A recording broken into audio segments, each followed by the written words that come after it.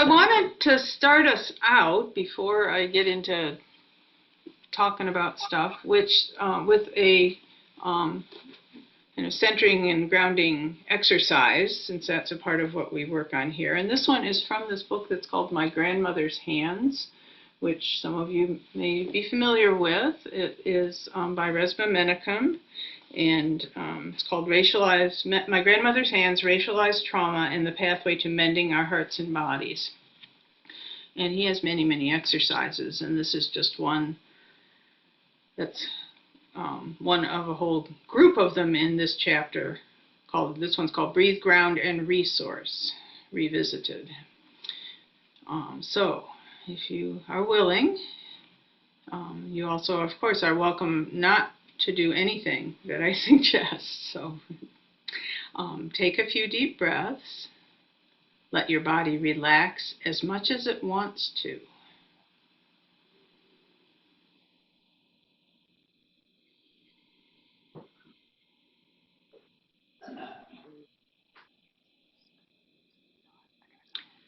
Think of a person, an animal, or a place that makes you feel safe and secure.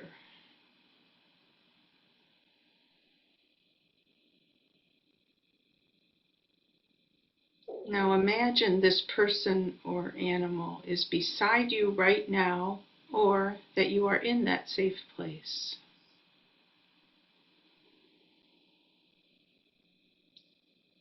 Breathing naturally, let yourself experience that safety and security for a minute.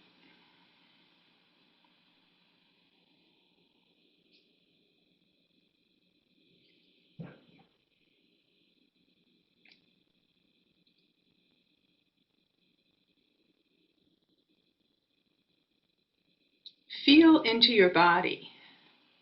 Where does it seem constricted, uncomfortable, or unwell in any way? Note each of these locations.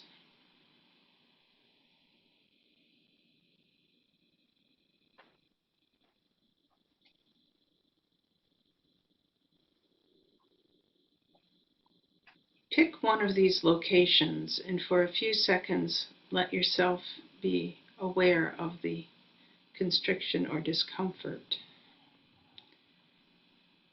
And then visualize the person, animal, or place that helps you feel safe and secure, and imagine that person or animal is beside you, or that you are in that safe place.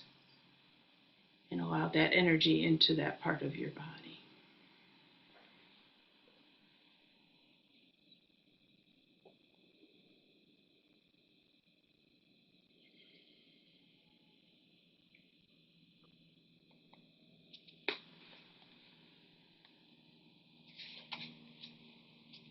And just allow yourself to take one or two more breaths, and then as you're ready, become aware of your surroundings. And one of the things Resmaa Menakem suggests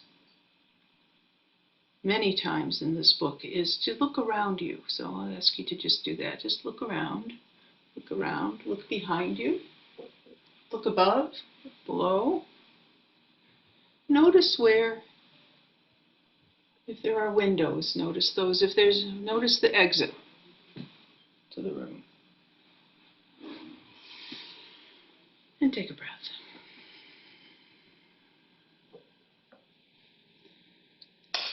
So often when we're in a situation where we're talking to someone we disagree with, or feeling our buttons are pushed, we don't have that kind of a long time to do this, but the more we do those kinds of grounding and centering exercises, the easier it is to access that energy quickly. So I wanted to start there. So what I have planned today is I have some slides like we did last time, only not nearly as many, to just kind of review some of what we talked about last time, so that maybe if you weren't here, that will be helpful as well. The other thing I have is some some scenarios that we can use to practice, and the suggestion that we might want to do that with 3 or so people in a breakout room where 2 people can be practicing and the other one can be observing and give some feedback, and we can do that a few times if we would like. And then question and answer was the other thing that we talked about earlier, that might be just a nice time to have some conversation and discussion about anything related to this topic.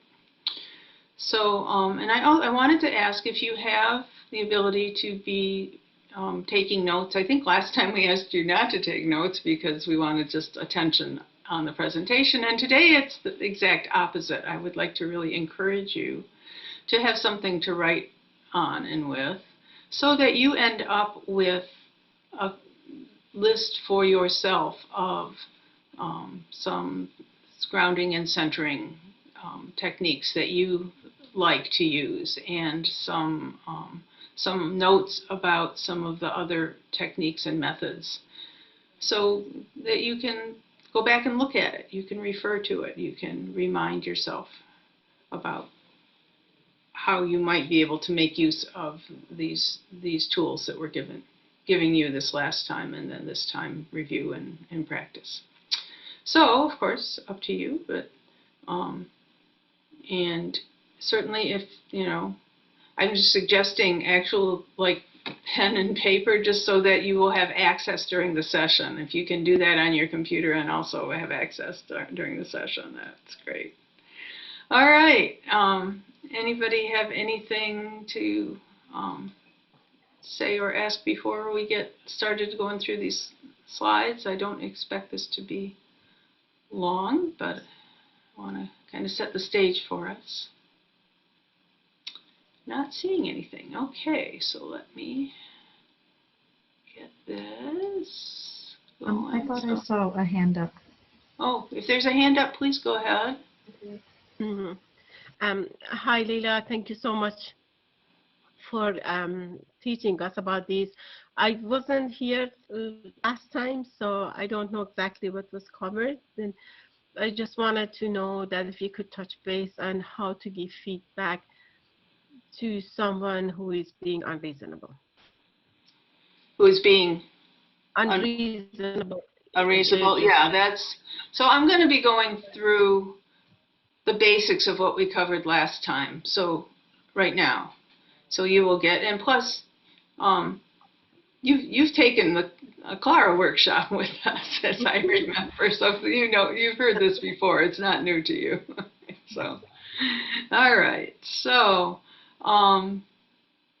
just, I don't know if that's in here. I found this quote that I liked, that surprisingly from F. Scott Fitzgerald, but whatever. I'll take good words wherever they come from. So sometimes we don't need a brilliant mind, but we need a special heart that listens. So I already talked about the goals. Agreements, basically, what you already know and do in the work that you do in this circle and in your work as circle keepers. Be willing to try things on, sometimes especially if you're going to be the person who is being the harasser or the person who's holding a disagreeable opinion. That can be a difficult role to try on, but it also can help you have a sense of what it feels like to be that person and to have that opinion or that idea. So just to encourage you to be respectful and supportive, as I'm sure you will be. So these are, all on one slide, kind of the basics of what we talked about last time.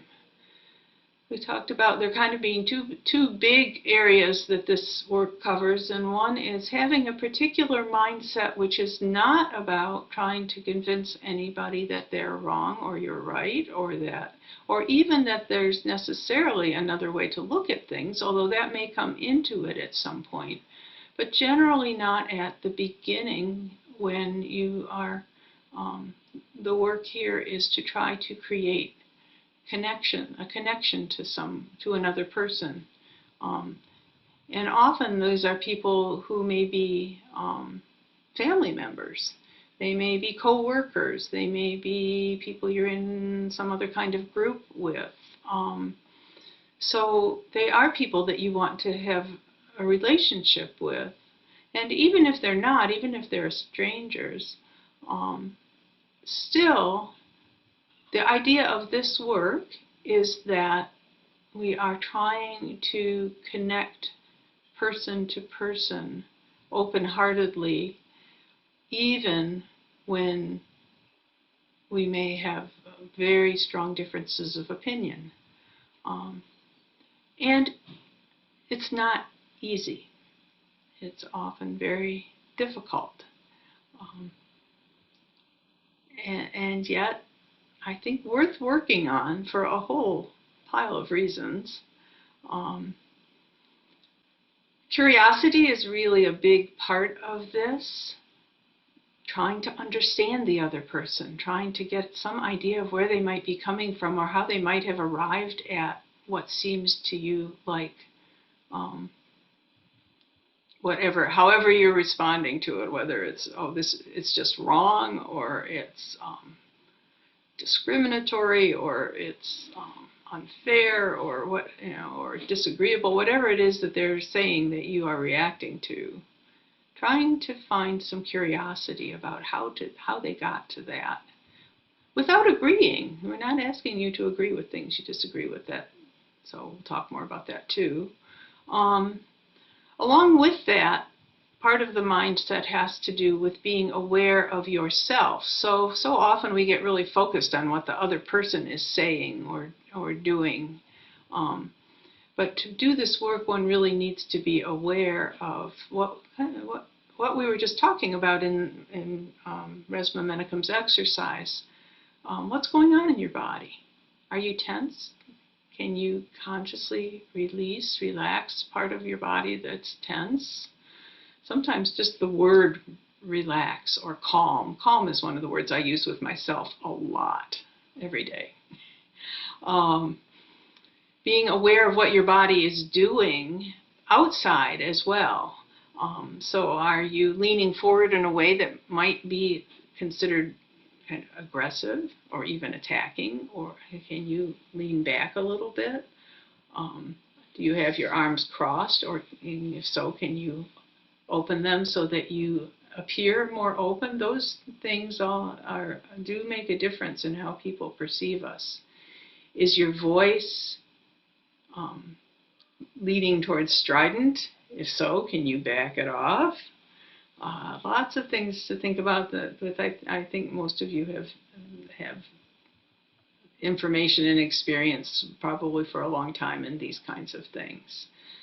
Being aware of our own judgments that we may be making, our own feelings, and seeing if we can take a breath and back off of those as well, for not to get rid of them, but just for the moment to try to make this connection. And then learning to be aware of our implicit biases. What are the things that we have maybe for our whole lives grown up thinking or feeling, or that people from X group act a certain way. People who are educated to a certain level act or a certain way. I mean, there are many, and implicit obviously means they are often hidden from us. So part of it is becoming more aware of what are those things. What am I automatically kind of thinking that I can say, hey, wait a minute. Let me back off. Let me take a breath. Let me listen. Let me ask a question. Trying to facilitate a conversation rather than just reacting. Okay, and we're going to just look at the skills. That's the other piece of this. And I'm going to give you a minute in a little bit to just think about and write down some of what your favorite ways to calm, ground, and center are. That will happen shortly. Listening is the biggest skill and tool that you have here. Being able to try to understand what's going on with somebody else. Asking questions.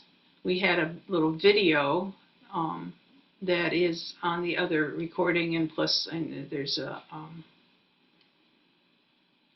I don't think I have the link to it on here, but there is a link that can be shared about the difference between open-ended questions and other types of questions. But the basic idea is asking something where the person can answer however they want to answer. There's no presuppositions in there. Probably the quintessential example is, tell me more about that. Oh, I'd like to understand how that is for you. Something that does not presuppose any particular kind of answer. We talked about Clara, which is a technique from which this la la la comes, and the idea of affirming. So Clara is calm and center, that's the C. L is listen. The A is affirm. And affirm means looking for common ground. And sometimes this is a real treasure hunt you're on here, which is, what is this person saying that I might be able to understand or agree with or feel similarly, even though their main point may be something that is totally not what I think at all.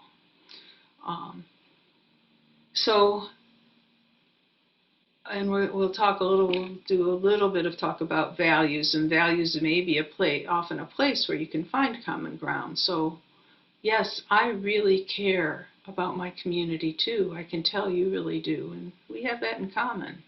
Or my children are really important to me, and their well-being is really important, and I can hear that sounds like what you're saying too. Is that right? And those of us, I think most of us are old enough to remember records and the idea of broken record, which is that the same little piece plays over and over and over. So you are listening and affirming and listening and affirming and listening and affirming, even though you would like to set the person straight. You're holding off. You're waiting to see if there's even an opening. Because if there's no opening to set the person straight, or to give them, you're not really setting them straight, to give them some new information that they might be willing to take in and think about, if there's openings not there, they're just going to reject what you say anyways. So instead, creating the connection is what makes it possible sometimes for new information to be heard and actually taken in. Disagreeing calmly, and I got some more information about that.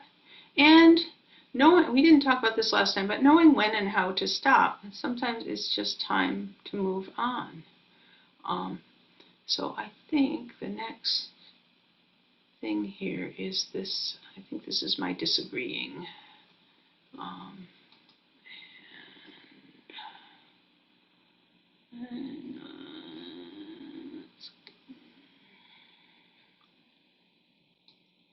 Oh, no, it's this one here. Okay, let's share this.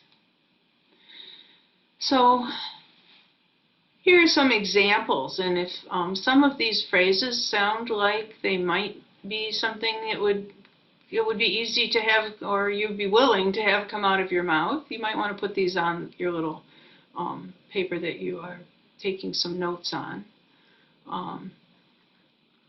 So listening for underlying concerns. We'll talk a little more about topics and feelings and values.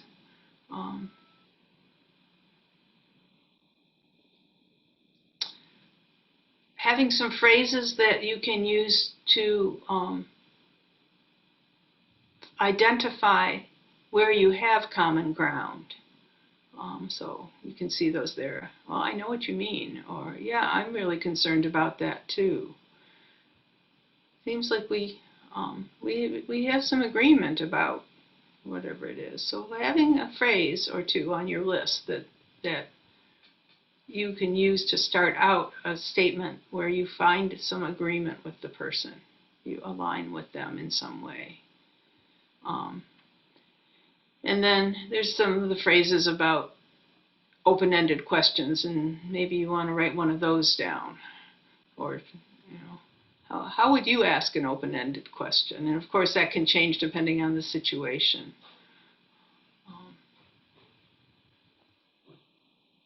And I hope if there's anybody who can't see these, please let me know, and I could make it larger if that would be helpful. I'm not going to read them all out loud to you because I know you all can read. And then finally at the bottom here is some different, so we talked about calmly disagreeing. So, and this is one that I really have a hard time with. Somebody says something that I just go, what? How can you say that? Somebody said to me a couple months ago there was going to be some demonstration or a rally or something, and she said, well, I was going to go to that, but then I heard that the organizers believe in abolishing the police, so now I'm not going to go to that. And I was like, what? How can you say that? Why would you not go to a rally because of what somebody else believes? And that was, that wasn't a rally about that. It just, that was one of their positions. And then I had to do this whole process, like take a breath.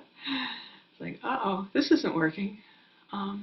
Oh, huh, that's interesting. I guess, that wouldn't necessarily keep me away from a rally, but I hear that it's really important to you to not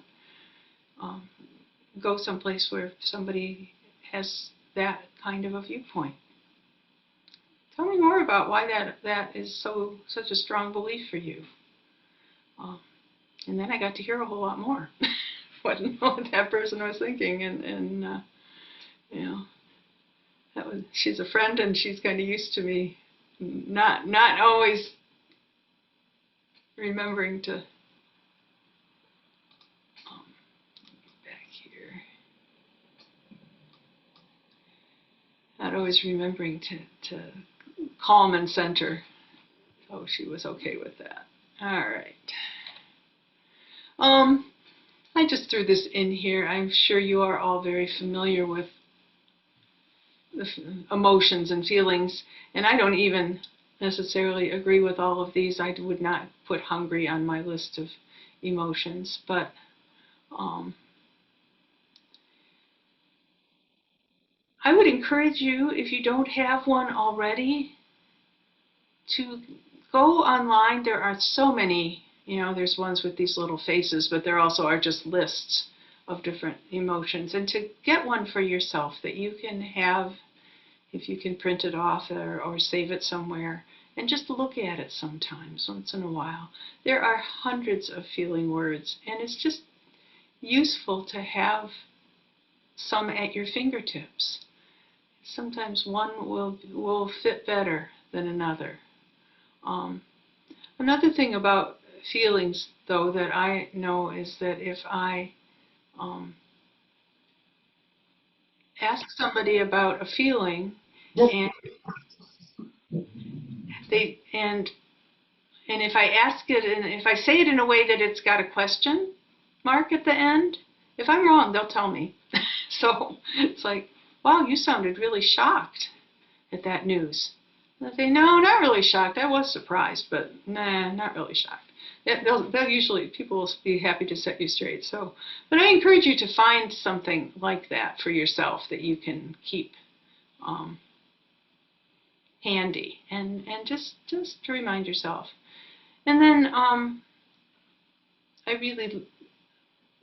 we talked about values, and this is another way to connect with people, a really good place to look for common ground.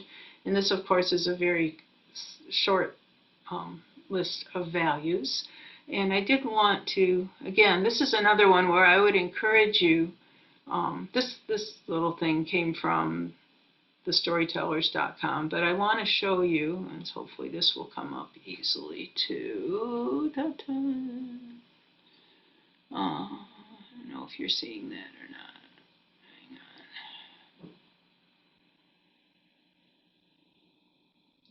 Hang on. There. Sorry, I thought I had that open in a different, I don't. Okay, let's see if I can On make an it. iPad, I can enlarge what you're showing with my Oh, wait a finger. minute, I'm working on enlarging it here. Hang on. There we go. Are you seeing the pink list of values? Yes. Yes? Okay, good. I can Okay. only see half of it. It's not All right. full screen. Let's see, why is that not? Okay, hang on one second. Let me see if I thought I had it. Here it is. All right, are you all seeing it now? Any better? Can you make it bigger? I will try. Whoops, sorry, I didn't mean to do that. That's where we want to be, right there. Hello. I apologize. I had this all worked out. I will. One second. Let's get that up again. There. Now let's see if I open it with.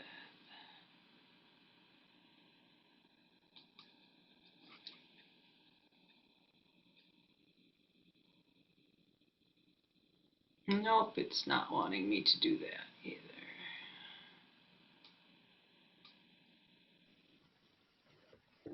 Oh, no, no, no, no. Just go away. We could see it when you had it up. Okay, can you see it now? Mhm. Pink? All right, let me just see if I can make it bigger. Oh, yeah. There. Hopefully that looks bigger for you all. So, again, I will give you a PDF to these slides, and it will have this link on it.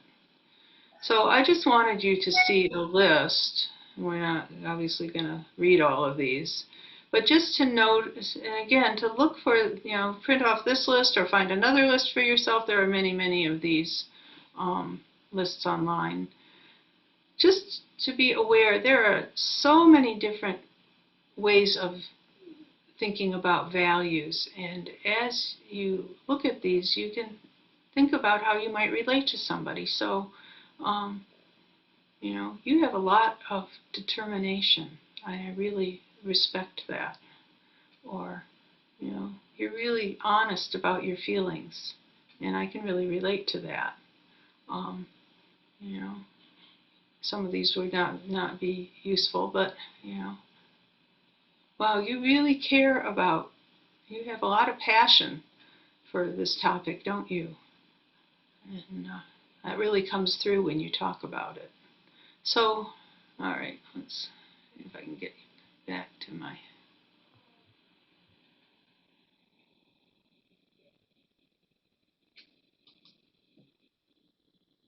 Yes. Now, we're just going to stop this share, and then I'll get back to my PowerPoint.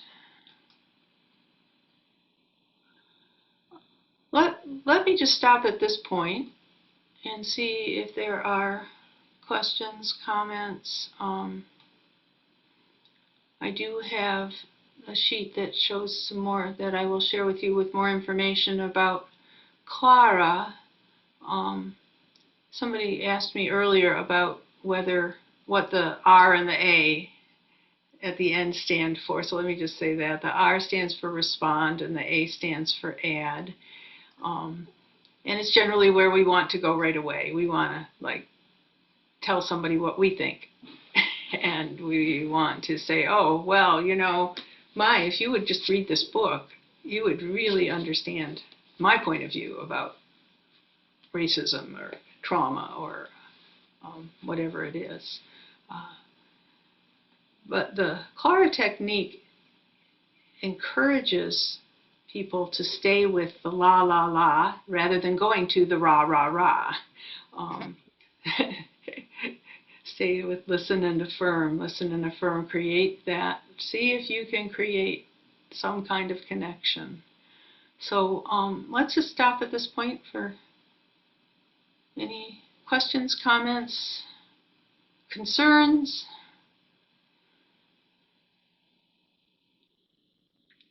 Maybe you're wondering if this works in all situations. The answer is no.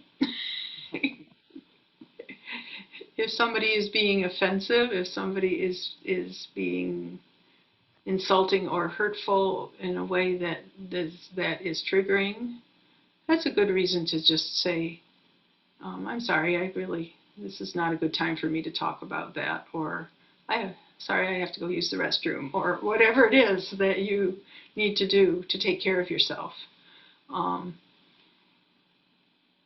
Or if you start doing this and you find that the person is just not able to connect or willing to, they just want to repeat their offensive position, that's a good time to shut things down.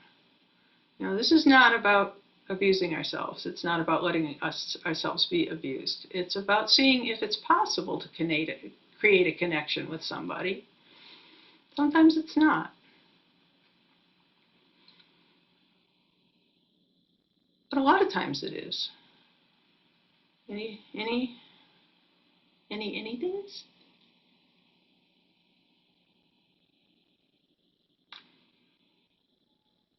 I really like the emphasis on la la la versus rah rah rah. I thought that was clever and also very true. I didn't create that. I have to give credit to Meta Peace Team, which is both a local and national, international organization that teaches this as well. But yes, thank you. And yeah. I had one more question. Yeah. I know that giving empathy and then asking question and listening and affirming could be magical and just really healing to do. And there's sometimes that you tell the other person when you do that, it's impacting me this way, and they are just not willing to just accept that. So just not willing to accept that what they have done has caused harm. Right. And then you just end up just, what do I do next? I try to explain myself the best that I could. I try to describe the impact as much as I could, and then what would be the next step? Well, the next step might be to say, I don't feel like we're really able to communicate about this, and you're saying that you're feeling harmed in this conversation, Nushin, is that right? Yes. Then you need to end the conversation. And sometimes there may be other steps to take. There's another whole workshop that Interfaith Council for Peace and Justice has put together and been presenting recently called Disrupting Injustice. That's a different set of skills, not that you use these skills, can use these skills in terms of listening and affirming and looking for common ground. But then if somebody is causing harm, then you may need to switch to the skills that say, you don't seem to understand that this is hurting, this is harmful to me and to other people. I'm not willing to engage with you around this anymore. Right now, we can, if you're willing to rethink what you're saying or doing, and come back, we maybe can talk about it more. But right now, I feel like I'm being harmed and I need to leave this conversation. I think that it's just there's times that happens that there's a shift of blame. So you do this and this and that. So therefore, yeah, I can do this. Yeah, this is not about letting yourself be harmed or just sitting passive. This is not passive. Not like okay, And it's also often really a useful technique, even doing this kind of listen and affirm work, to start out by saying something like, I am on the total opposite side from you on this, in this, what you're saying. And I'm interested to know how you got to that conclusion. And see if you know, again, looking for the human connection. We can't talk to each other even though we have strong disagreements. We just have this polarization, which is so destructive in this country, and well, others too, but we live here. Thank you so much, Layla. Could you say a little bit more about disrupting injustice? Is that, what did you say? Is that a book or is that a group? It's a workshop that is kind of Workshop? the update of bystander intervention training, which is that we don't want to think of ourselves as bystanders anymore, but more think of ourselves, there's an activist in Detroit, and I can refer you to her book. Her name is Tawana Petty, Petty, and it's Tawana. And her, the term she uses is co-liberation, which I like much better than bystander. And it talks about the idea that we are all harmed by injustice. We are all harmed, and we're not harmed equally. So that's, you know, I have privilege as a white middle-class woman, and I acknowledge that. I have many things that I do not have to deal with that people of color do in this society, or people with disabilities, or all, I mean, but I'm harmed too. I'm harmed by having to live in this society and culture, by seeing people treat each other so awfully. I have been harmed by the racism and other sexism that I grew up with that has become my implicit bias, my ingrained prejudices that I now need to work on rooting out. And I, not only am I harmed, but then it also then becomes my responsibility to work to change the systemic isms that we live with. So, yes, Kathy. So I'm curious, when you get triggered by something, somebody says something that just absolutely is a zinger to you. I mean, you can take a deep breath maybe, but are there other techniques you can to diffuse your own sort of triggers when that happens? Well, I'm going to throw that out to the group. What do you do? And in fact, that's my very next slide. I'm looking at it, even though you can't see it. It says, calming, centering, grounding, what are your favorite ways? And I was going to throw it out to all of you to share. What do you do? Susan. I learned from my meditation teacher back in October of '91, one centering technique, which I found very useful, especially in hostile environments, is to reach up to infinity and bring a channel of light down and right through your body, through all the 7 chakras, into the earth as far as it'll go, and tie a knot. And then bring the light back up to infinity and tie a knot. So you're anchored between infinity and the earth. And you can also do that visually. Especially if you're in a hostile meeting, you can do that visually to everybody at the table. You can anchor them with light, you know, between infinity and grounding. So that's been a useful technique for me. Oh, that's lovely. Thank you. Who else? Thank you, Susan. It was really great. I will practice it for sure. And for me, my experience has been that just taking the focus to myself, or putting my hand on my heart and just realizing that I have been triggered, and I have part of me just like feeling either hurt or resented, or just go to the feeling and need list, to be aware of my own state at the moment. That has been creating the most fastest shift. Yeah, so that's been helping me. Yeah, Kathy. I try to imagine that, get out of my body, that I'm looking down or that I'm a fly on the wall or whatever, trying to look at this from outside of the people involved more objectively. I'll give you one. You can all do this right now if you want to, which is just imagine a calming color and let whatever color shows up come in and just be in you and around you. Mine's blue, almost always.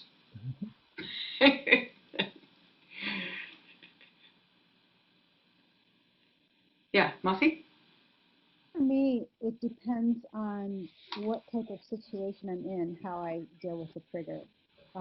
If it's a personal relationship, I deal with things much differently than if I'm trying to mediate or circle keep, and trying to help facilitate conversations. I mean, I think I like that infinity idea if I'm speaking with maybe a family member.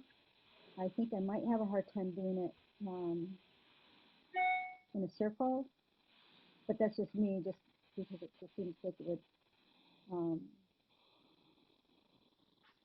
I think I might have a lot of strange people looking at me, as I'm visualizing this, pulling down infinity in the circle, and all these people are looking at me like, what's she doing? I understand what you're saying. I understand what you're saying,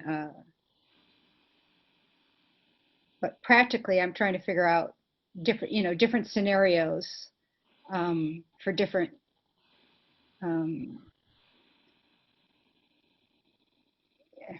I guess Yeah. I hope you get what I'm saying. It's Yeah. hard to have not a generic, but a one size fits all grounding Right. exercise. No, and that's, having several different ones on your list and is useful. And then practicing them when you're not triggered is also really helpful. And the one, I like the visual with the one you did, Susan, but it also would be possible to do that without moving, without holding your arm up. Yeah. Oh, no, you don't. I was just using it as a demonstration. Showing us. I mean, you can be sitting at the table and you're picking up on the hostile vibes of the other participants, and you can just do this visually while you're introducing yourself. At the same time, you're just doing it yourself in your own mind. There's no physical. I mean, I was just using that as a demonstration because I've taught the technique. So, but no, I mean, they think you're batshit, you just, no, it's just a visual. It's just a visual, instant, nanosecond thing. Okay. Layla, I'd like to ask about a situation where I have triggered the anger the other person is feeling about the issue, and he seems to be blaming me for what makes him angry. Would everything that you've already said apply? It's not any different than other disagreement? Yeah, except that is probably then, you said something that triggered somebody, and so they're responding angrily, and then that's probably triggering you, right? Well, it is making me defensive because I am feeling that I'm being blamed for something that's even new idea to me. I mean, it's sort of like, what happened? So, one thing I would say about that would be to name what's happening, which is, wow, I can tell what I said has really, really upset you, or you're feeling really strongly about what I said, or whatever you can say in the moment that that feels like it's appropriate. I can tell you're really angry at me right now. And you feel that naming it would help both of us, or mostly me? I think it would help both people, because then he or she gets to say, yeah, boy, you just really, And it might actually, then attack you some more. And if you could say then if you can use the broken ring and say, yeah, wow, you're really feeling angry about this, aren't you?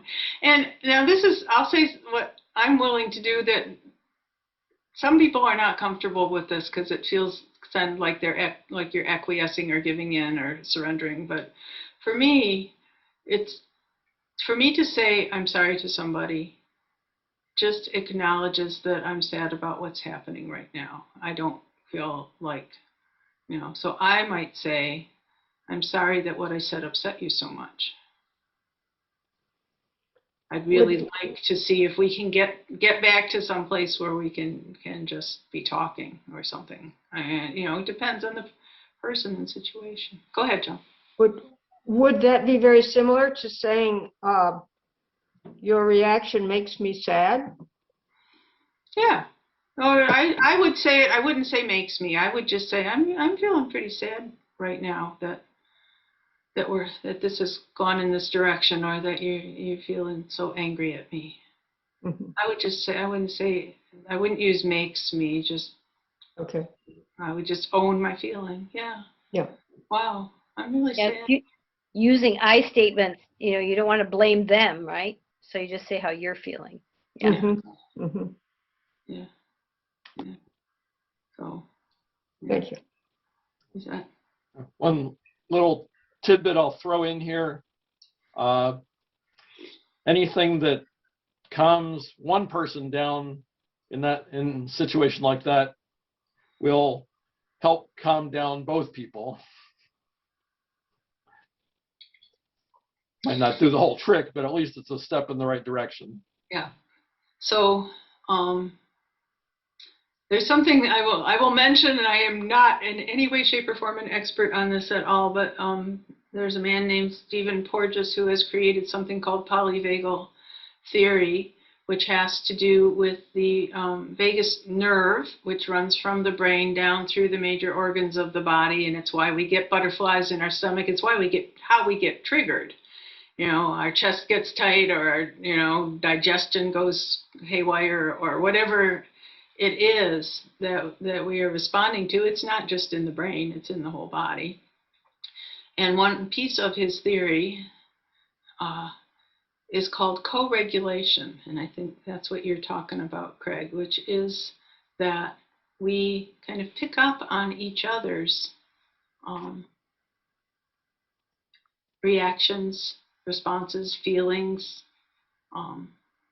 body, what's going on in each other's bodies. And so if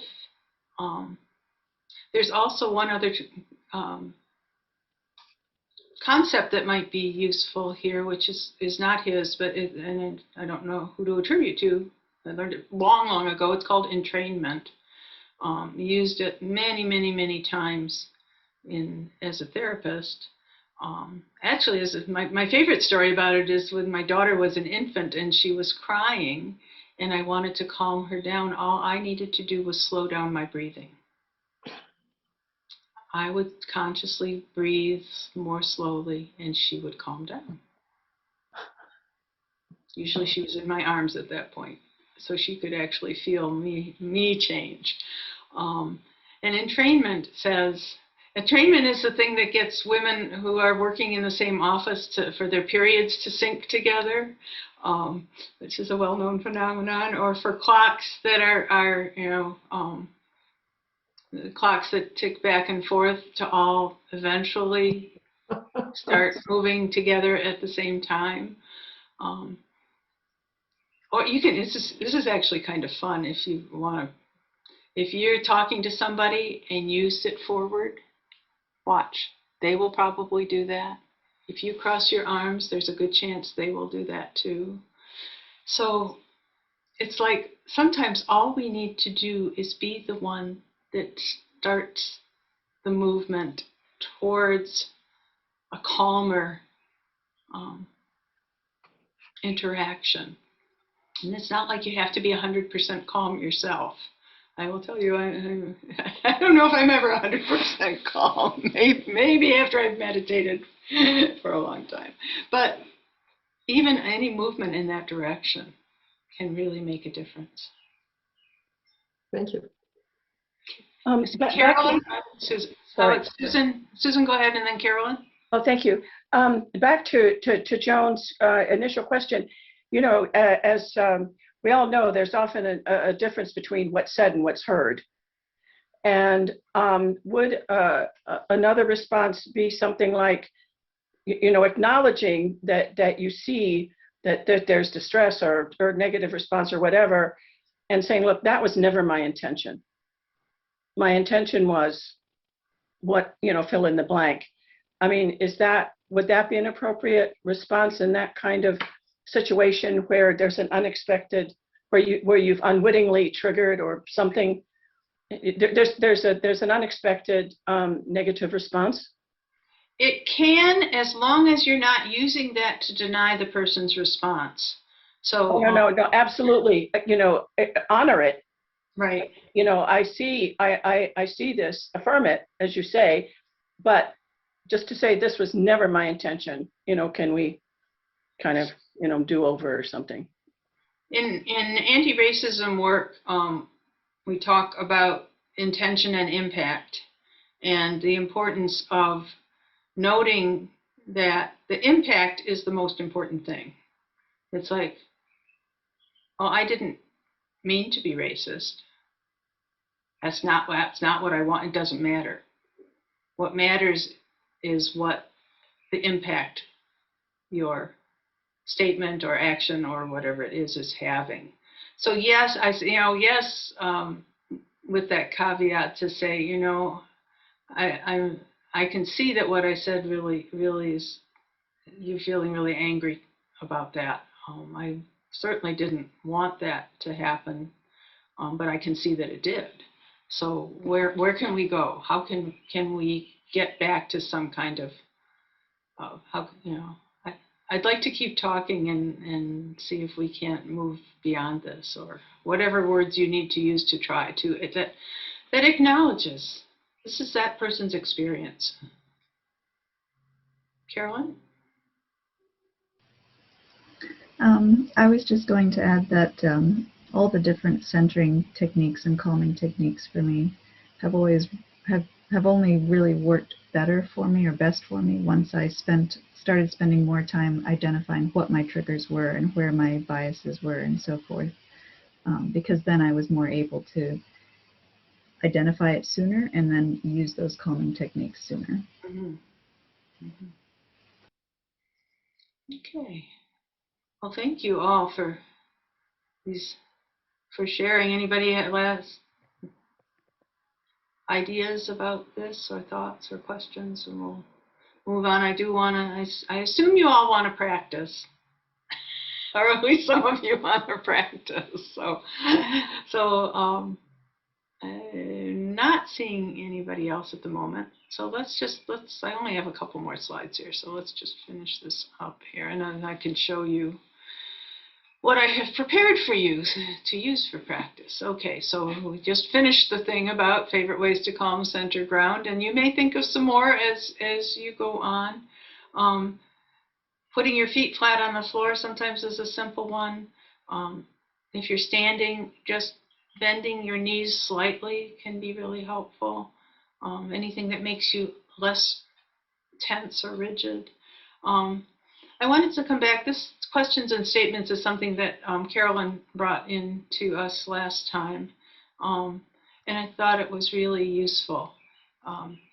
It's the two things that are written here give you the opportunity to say a feeling, identify a value, and say something about the topic. So it sounds like you're feeling really worried about the immigrants coming into the country, and safety is really important to you when it comes to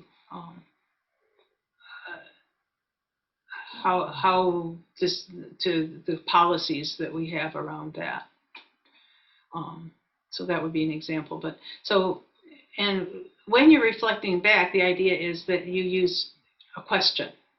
Whether you say, is that right at the end, or whether you make the whole statement a question, that's not so important as much as that you are making space for the person to tell you what they think and feel, to say, yes, you're right about that. Boy, you're really right about that. Or, well, that's not exactly it. So if you do it in a questioning way, it gives them space to give you more information.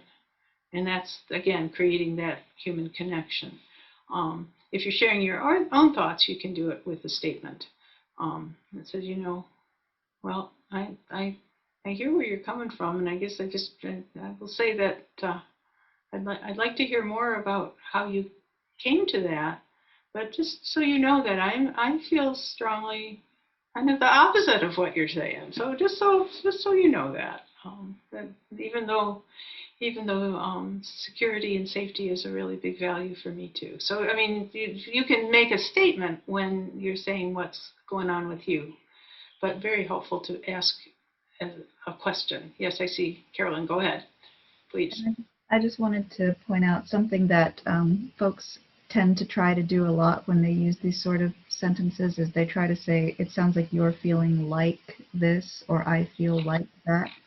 And as soon as you put that like in there, you start assigning blame or taking blame, or it's much more likely to start going in that direction. So just be careful and conscious about, say, feeling and then the actual feeling word without adding other stuff in between. Yeah, thank you. I can't see everybody right now, so if there's anybody else who has something to say, just unmute and say. Otherwise, we're just gonna move on. Okay, going to practice. So I had 2 participants and 2 observers, but we're a pretty small group, so I think we'll go for just 2 participants and an observer, and I will set this all up for you in a minute. If there are any other things you want to write down on your little paper of things to think about as you move into the practice, I tried to make a little list there of some of the things that I think about. You can take, excuse me, take a minute to make any notes for yourself. And I didn't add to that, but certainly could, that there are times when you need to take a break or a pause or or as we said earlier, that it's time to end the conversation, especially if you're either feeling harmed or feeling triggered in a way that you just don't, it's not good for you, it's not good self-care to keep going. Self-care is always important, always important. And we will talk a little bit about processing too at the end. So, which actually is another good tool to put on your list, which is if you have one of these conversations and it's difficult, you may choose to stay in it even though it's difficult and distressing, because you feel like you are able to make a connection, or you want to keep trying. It's a person who's important to you and you want to keep working at it. Really, really helpful to process how it went with somebody you trust. To just say, I just, had this conversation and I'm kind of feeling a little shaky by it. And can you listen to what's going on with me at the moment? So hopefully this is giving you time to make any notes you want to make. Just the things to remember about that we're here to help each other learn, and don't, and we all make mistakes when we do these kinds of try to learn these kinds of new behaviors. And when you are giving feedback, and even if you are one of the participants, you can give feedback too. It's not just the observer who gives the feedback. When you give feedback, say what you thought went well, and then suggest something that person could do differently. Okay, here we go. So the way I've done this, I have some specific topics that I will put up in a minute. But first of all, just think about who do you want to talk to? So what I'm going to suggest when we go into the small groups is that if it's your turn to practice, that whoever you're going to be practicing with, you say to them, okay, I would like you to be my uncle. I would like you to be my neighbor. And you can, if there's something relevant, important for them to know about that person, you can say that briefly, but we don't have huge amounts of time. But you tell them who you want them to be, and you can also tell them if there's a specific topic you would like them to be talking to you about. So there's a bunch of them. And you can use anything. You don't have to use something from my list, and I'm going to give you a list of the scenarios I have are mainly just 1 or 2 sentences, but I will put those up in a minute. So if you, right now, assuming you're going to get 1 chance to practice, who do you want to be talking to you that you want to respond to? And if you have a favorite topic there for them. And it's up to you to pick, like I said, one that perhaps will push your buttons but not be overwhelming. All right. So let me change what I'm sharing here to, trouble is the way this sets up this. I'm going to come back and then go to my list here. Hang on. Role plays. There we go.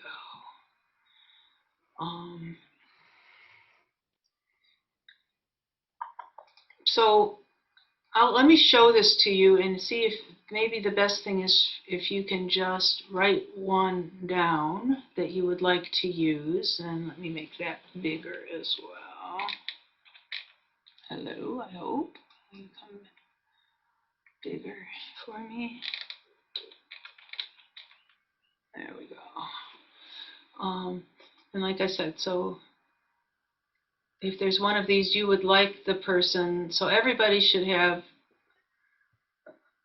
a person they want to be speaking with and a topic. And then if you want to write down one of these or something else, write down a sentence that what the person can be talking about to you. I'll go just leave these up for a second and then I'll go down and you can look at the ones that are below this.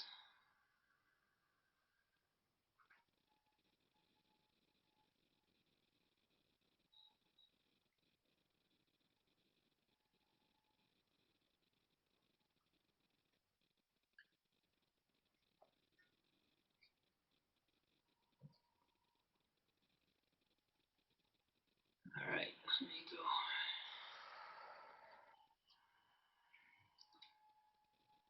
There's, I think that's the, yeah, there's the rest of them.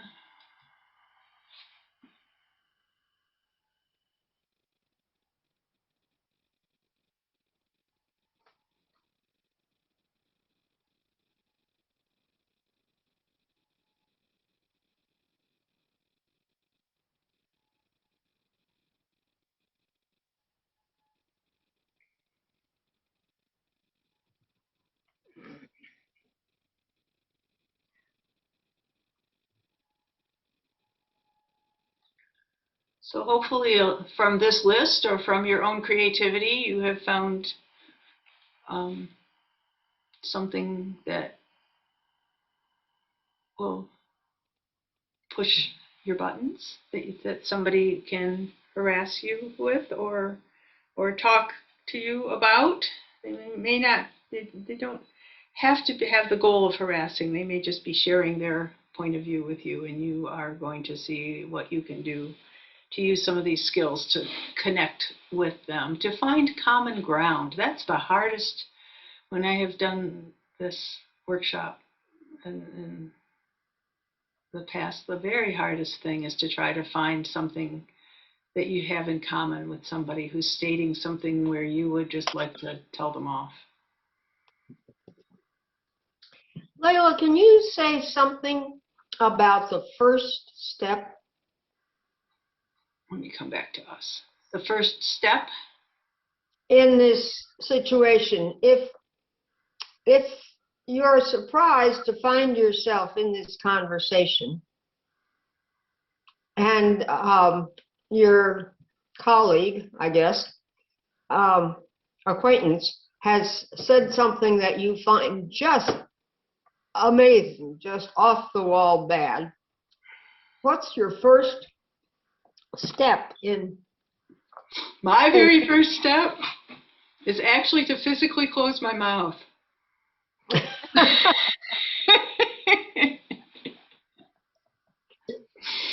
That's good. Thank you.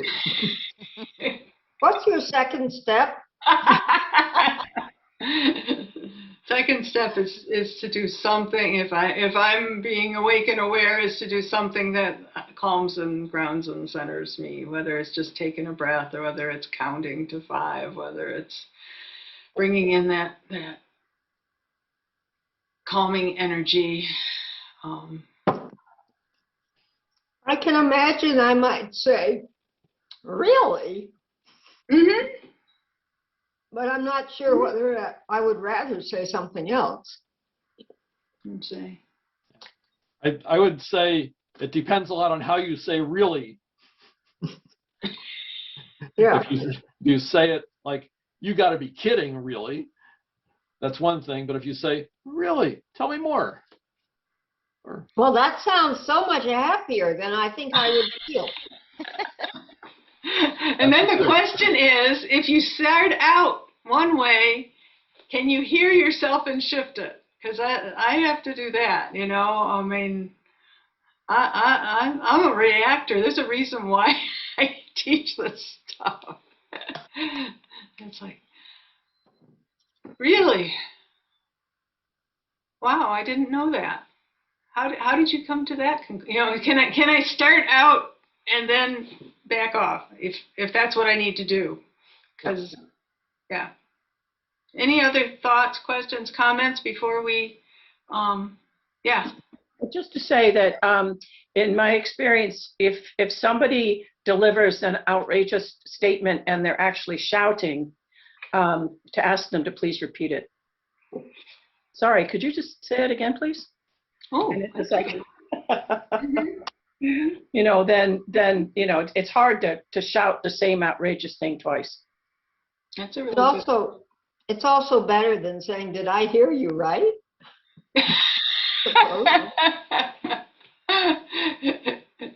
Yes.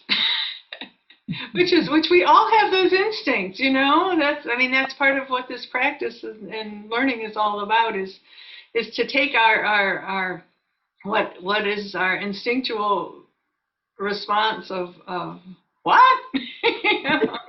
How could you say that? What's wrong with you? And come again, try to say, okay, you know, well, I do have to tell you, you and I are just totally on opposite sides of the fence about this one, but I'm really curious about how you got to that position. I find it helpful to hear these examples. Mm-hmm. We only have 10 minutes left. Okay.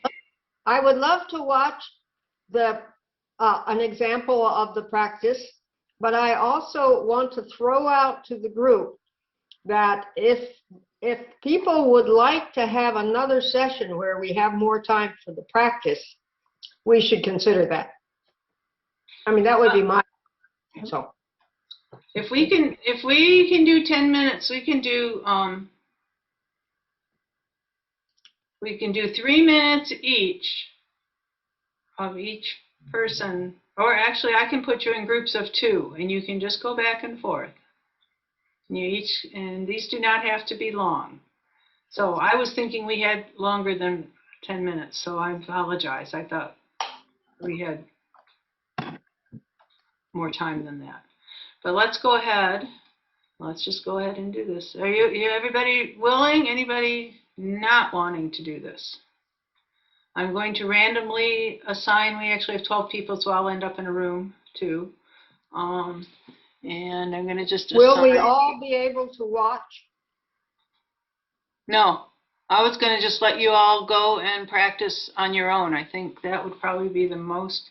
Okay, If sounds that's good. okay, I think that would be, all right, and I'm going to create, we're going to give you, I'm actually going to give you,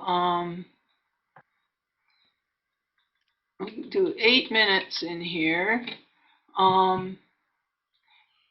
and so kind of keep track of your time and do have one person be the person with the opinion and the other person practicing for 3 or so minutes, and then switch and let the other person do it, and we'll still give you a little bit of time to talk about how it goes. Does that sound all right? All right, ready, set? There may be something that asks you to join, but I think it will send you automatically. Here we go. I apologize. I should have confirmed. I think the last time we did this, we went till 1:30, and so I was thinking we had more time. And I should have confirmed. Right. That's right, we did, and I didn't think about that.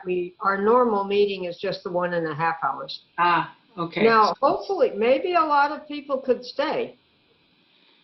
I don't think so. I can't. I think maybe since we didn't plan it that way, I don't know. Okay, we should respect the time. Yeah, maybe we could have just a couple minutes for any kind of comments or questions, or happy to come back and role play some more if that's what people, maybe just spend a half hour or something if you want to.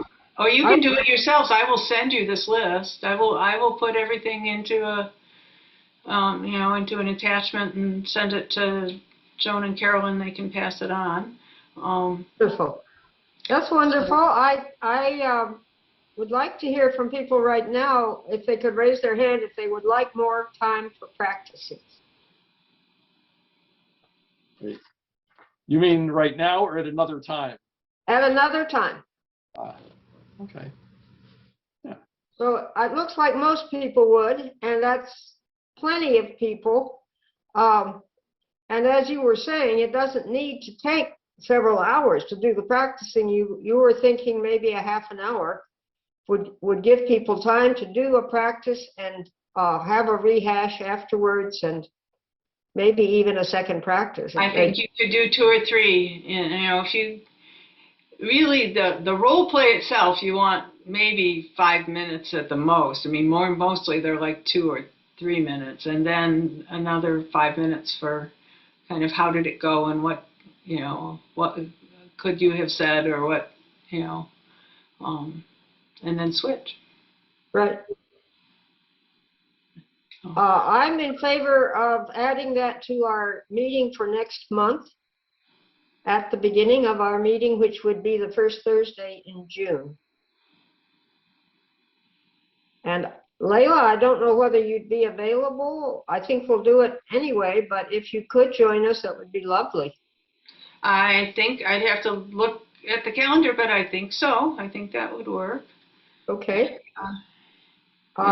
So Joan, you're talking about the first Thursday in June, which is June 3rd. Thank you.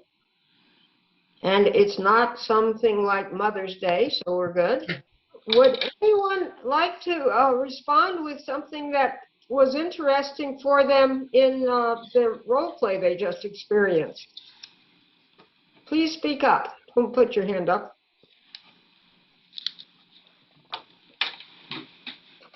Okay. Yeah, for me, I noticed, the tension, but for me, it was interesting seeing there's the tension of the topic, and then there's the tension of trying to figure out what to say. And so, trying to ground myself and breathe and all that while I'm trying to think what to say, and also pay attention, because that's probably the most important part. So, yeah. Sounds like practice would help. exactly. Yes, it does get easier with practice.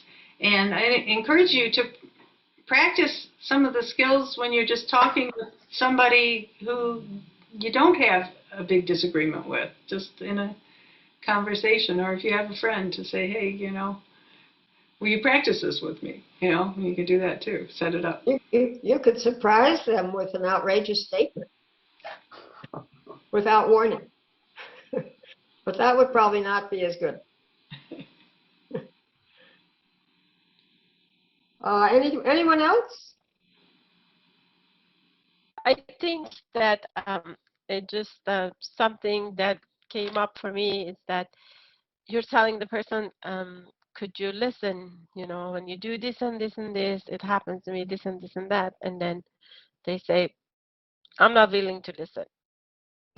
So like, what more there it is for us to talk about? So that's what like when the person put the wall in front of you, how do you just, I think it's a PhD level of this practice, I guess.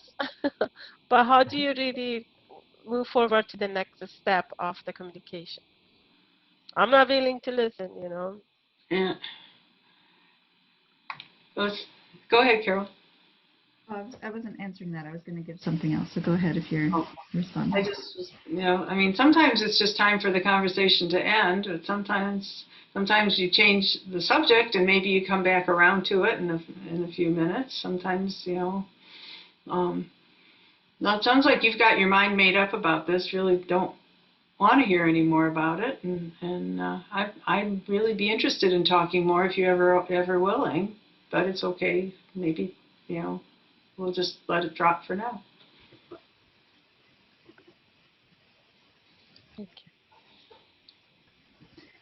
So for me, I noticed that even though I do practice this quite a bit, the topic was particularly triggering for me, and I jumped right into trying to convince the other person that I was right.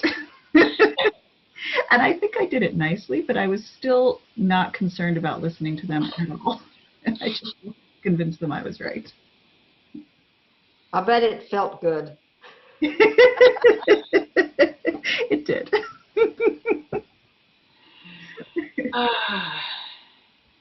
Yeah. This is hard. It's why, it would be useful to practice the respond and add too, but a lot of times we just stay with that listen and affirm because it's so hard to not want to jump right in with,